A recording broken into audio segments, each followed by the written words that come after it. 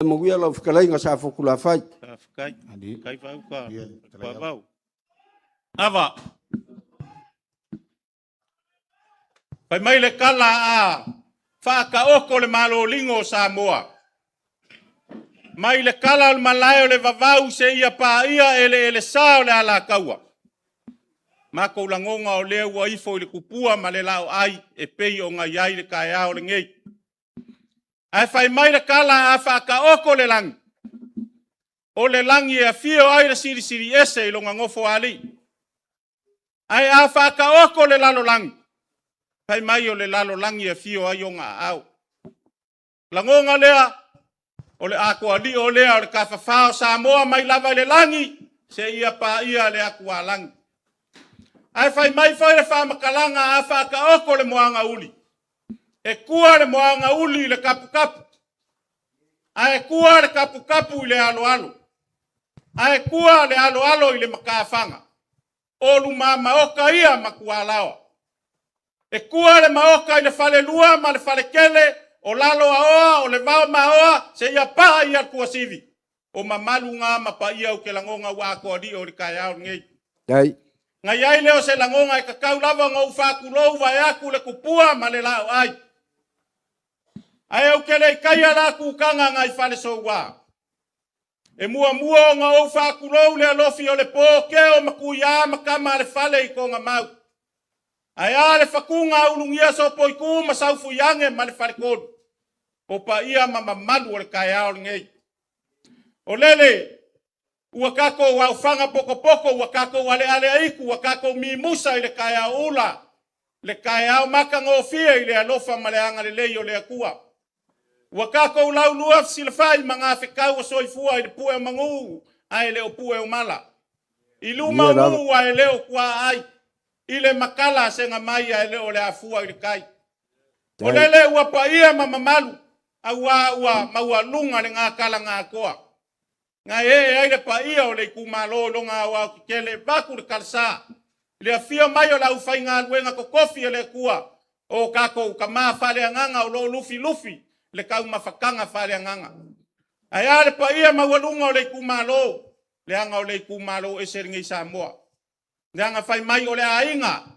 Ainga sa kungu mafongo. Le fale fale ulunga ka ngifa kai ngange upu le fale kodu.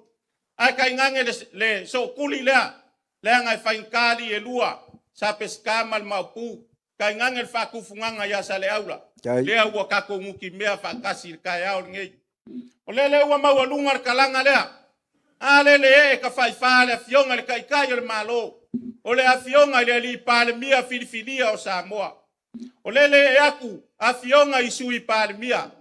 E aku le vasenga o mingi ska lango. Ai kai ngange le maua lunga le vaenga whai kua le akua Samoa kas. O lea ua pale whiangai ma le kaua venga o kako malo ngei vai kau. O pa ia mamamalu ako koa ia o kai au o mako langonga. O lele ua ifo ai le whanga le lupe o le vakea sa e whalele. Kau lai ngā o soli whawasanga makai ar kuruvao. Au aso kako usao ya mangvao. Mako langonga ia o lea ua ako ali o le masinga.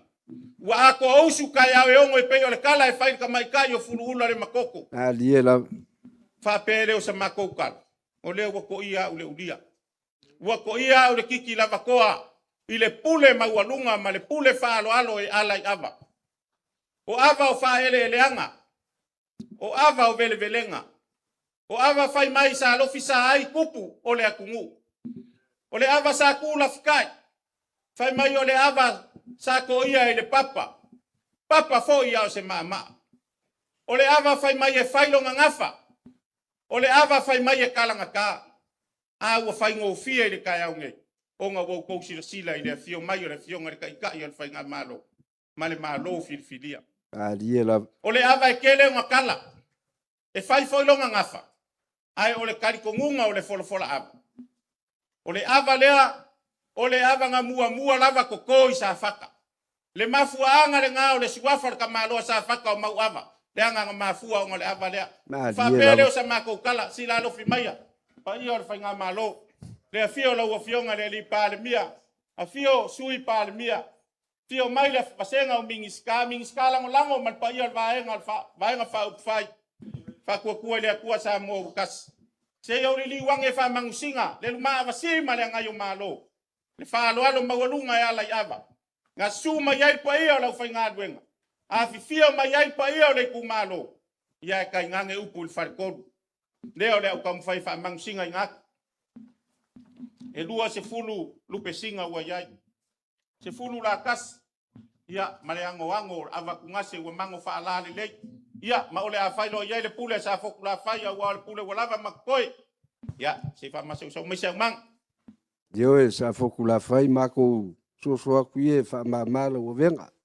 I le kauf sa ia le mangak. Ia kako ke alu sa kako angkong. Pekai o mangak. Nye i viringia malainga le pa ia le whainga malanga. Nga kulea, ia. Ia kalamasinye po whenga o kuwai ai. O kuwai lava i si ulepa ma.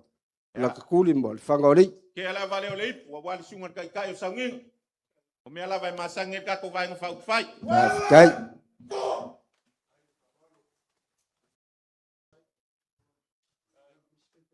Ia.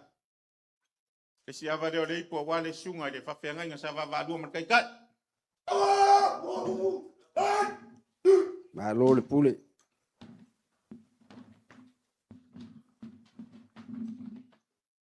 Avale o leipu a wale kapo inga le kumalo pa yolang sa kungfong.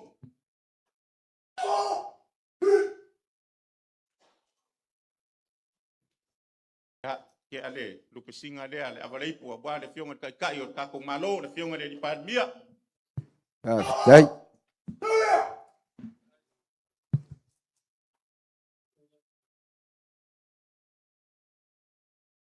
Ke ale avale o leipu.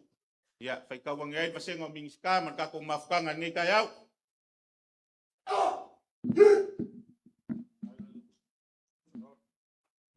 Ia nga yai leo so maku langonga o ava o leo koe, ia le amangoa e, fai ma vaoso kako fai ngā malanga, kana masingi lau kou wha alo mawalunga, malo uka i ava, malo mau ava, whafkai ava